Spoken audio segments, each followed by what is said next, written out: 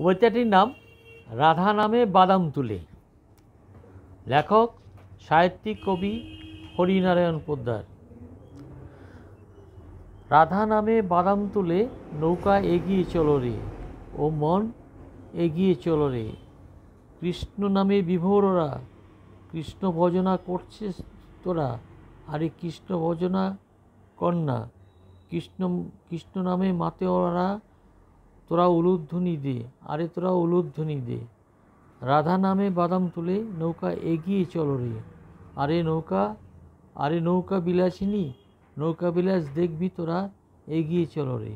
নৌকায় আছে কামবিলাসী, নৌকা বিলাস করছে বৃন্দাবনবাসী। কৃষ্ণ মেয়ে বিভোররা, ওদের মন তো মানে না, আরে মন তো মানে না।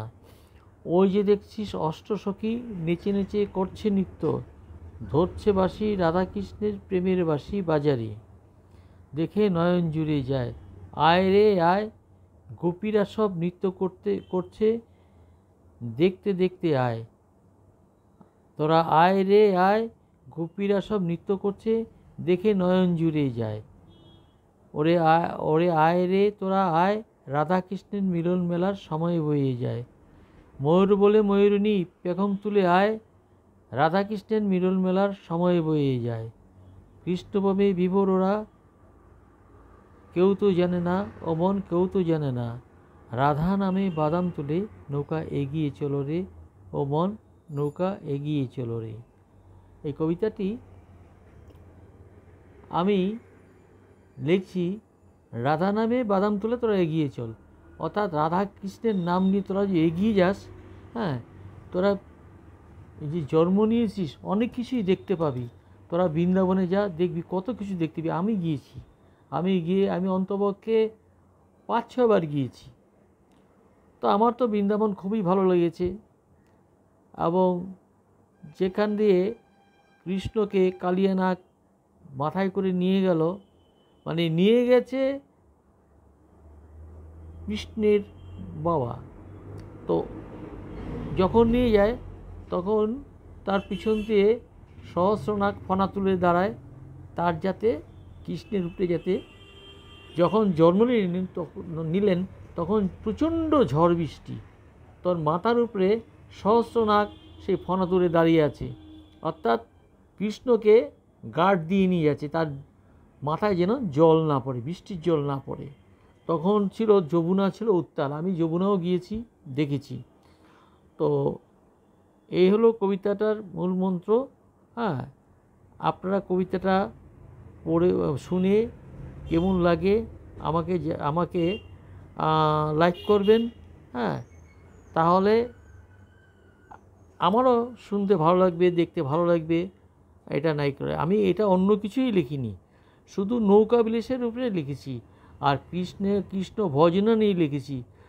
হ্যাঁ, তো কৃষ্ণের তো স্ত্রী ছিলেন, ওই রাধার সঙ্গে তিনি প্রেম করতেন না। ওটা হচ্ছে রাধার সঙ্গে আপনার ওই কী বলে ওটাকে, কৃষ্ণ কোনো বিয়ে করেছে রুক্মিণীকে, কিন্তু এইখানে দেখাচ্ছে আপনার রাধাকে উনি এমনি খুবই ভালোবাসতেন। হ্যাঁ, তো বান্ধবীর মতো, এই হলো ব্যাপার। হ্যাঁ, উনি রাধাকে বিয়েও করেননি, প্রেমও করেননি। হ্যাঁ, বান্ধবীর মতো ছিলেন। যাই হোক, বৃন্দাবন আপনারা যাবেন, খুব ভালো লাগবে। হ্যাঁ, যেখান থেকে কৃষ্ণ বৃন্দাবনে গিয়েছেন, বৃন্দাবন থেকে যমুনায় যখন নামলেন, ভুল হয়েছে একটা, যমুনায় যখন নামলেন তখন সহস্রনাগ তাকে ফনা ধরে যাচ্ছেন। হ্যাঁ, এটা এবং বৃন্দাবন মাসি ওটা দেখলেন। আর যে ওই বস্ত্রহরণ, সেই গাছটা আছে দেখাচ্ছে, তবে এখন তো আর সেসব নেই, সেসব শেষ হয়ে গেছে। তা আমি দেখেছি, আমি বৃন্দাবন অন্তত 5-6 বার গিয়েছি, আমার ভালো লেগেছে, আমি দেখেছি। হ্যাঁ, এই বলে আমার বক্তব্য শেষ করলাম। হ্যাঁ, আপনারা আমার উপরে লাইক দিবেন। আমি এটা সম্পূর্ণ ধর্ম নিয়ে লিখেছি। আমার এমনিও কবিতা আছে, অনেক আছে। আমি মহাভারত নিয়েও লিখেছি, এমনি আমার মতো। যাই হোক, আমি বক্তব্যটা শেষ করলাম। আপনারা আমাকে লাইক দিয়ে সমর্থন করবেন।